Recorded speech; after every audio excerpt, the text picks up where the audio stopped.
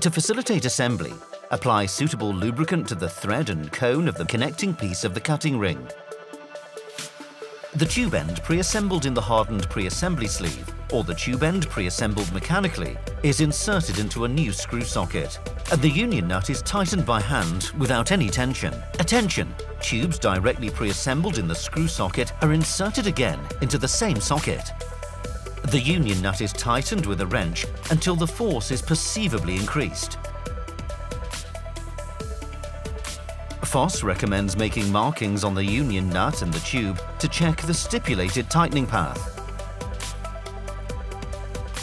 Then the coupling is tightened by approximately 1/4 of a turn. During assembly, the screw socket needs to be held with a wrench.